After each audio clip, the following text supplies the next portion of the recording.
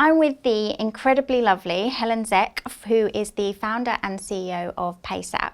Now, Helen, I love the company. So thank you, Carla. That means a lot.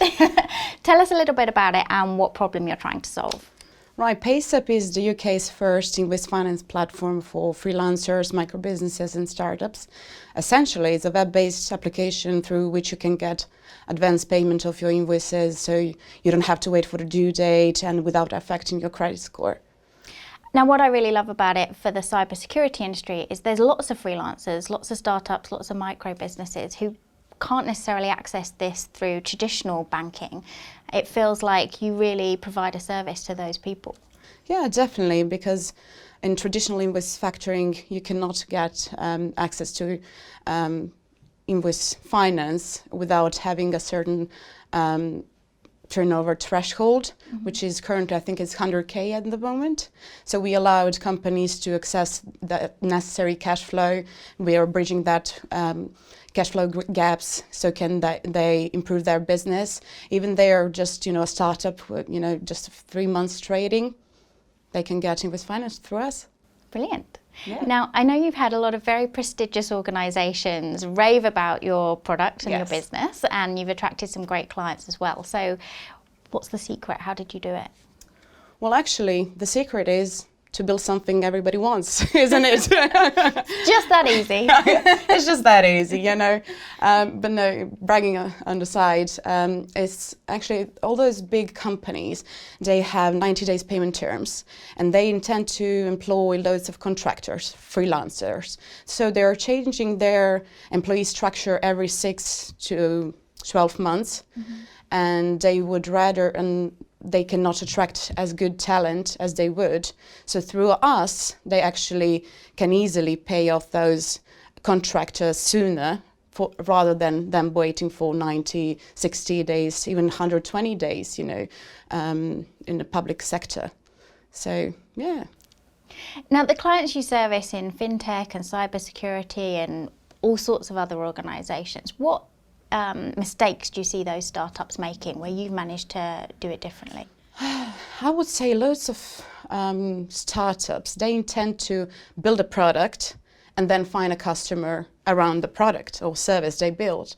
We first, found a problem or lack of things which there are on the current market in financial services industry, and then we build something which people want, and that's how we improve our products and service, without, just giving them in the face, this is our product, this is our service, buy it.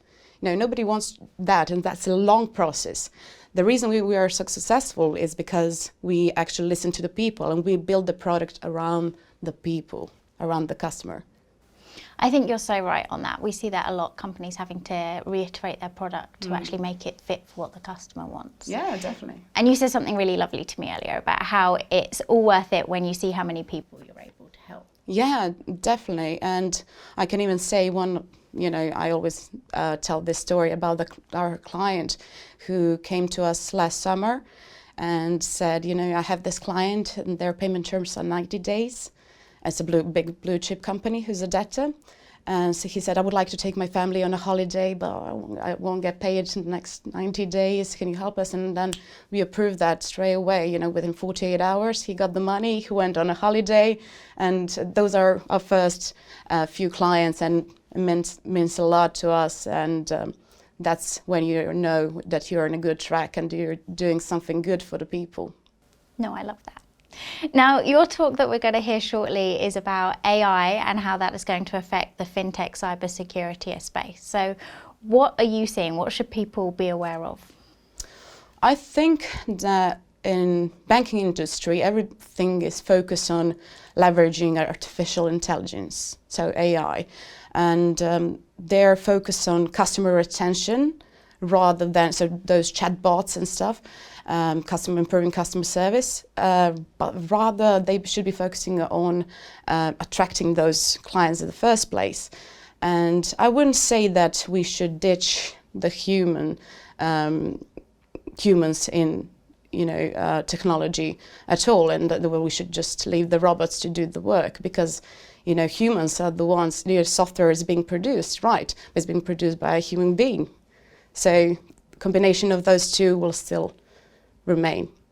And I think actually the story you've just told us is the perfect example of that, where actually it's a really human story. Yeah, definitely. Well, I like help humans, and that's why I love my company, And I think that's a success of our business of Paysa, because we're not just leveraging AI, but we're doing with the humans as well.